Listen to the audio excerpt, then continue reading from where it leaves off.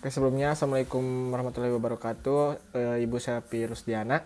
Di sini saya akan memaparkan materi yang Ibu berikan, tugas UAS Hukum Bisnis.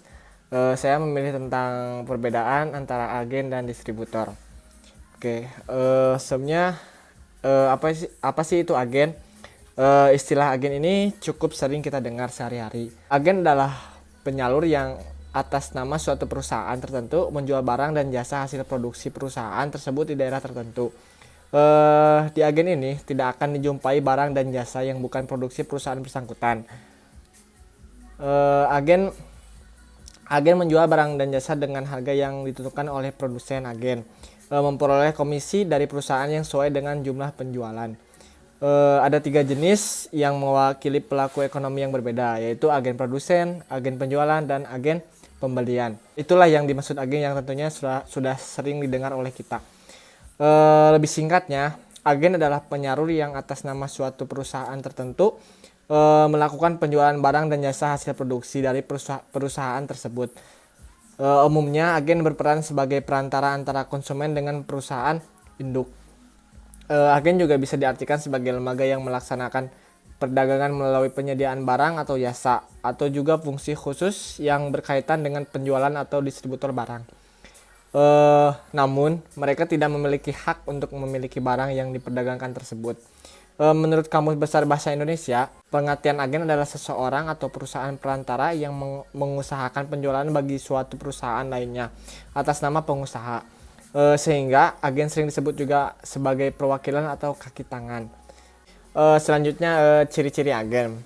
Mengacu kepada beberapa pengertian di atas, ciri-ciri agen sebagai berikut. Yang pertama, wilayah pemasaran yang tidak terlalu luas. Yang kedua, tidak selalu berbentuk badan usaha atau memiliki izin badan usaha. Yang ketiga, sistem pembelian barang atau jasa dapat dilakukan dengan cara beli putus atau sistem komisi. Yang terakhir, tidak memiliki wewenang atau hak untuk memiliki atau menentukan harga dari harga barang tersebut.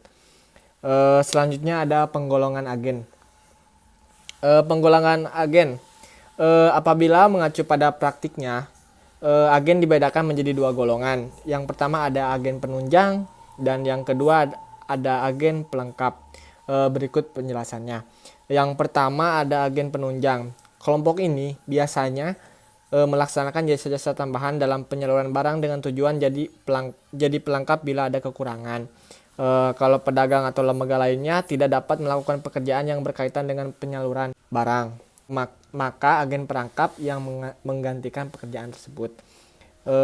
Jasa-jasa yang ditawarkan pun bermacam-macam. Misalnya, jasa yang membantu dalam bidang finansial, jasa yang membantu dalam pengambilan keputusan atau lembaga biro iklan, dan lain-lain. Nah, selanjutnya ada distributor. Agen distributor ini secara umum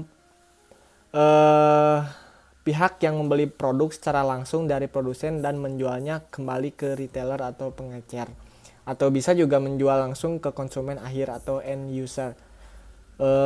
Pendapat lain mengatakan pengertian distributor adalah suatu badan usaha atau perorangan yang bertanggung jawab untuk mendistribusikan atau menyalurkan produk perdagangan, baik itu barang maupun jasa, ke retailer atau konsumen akhir.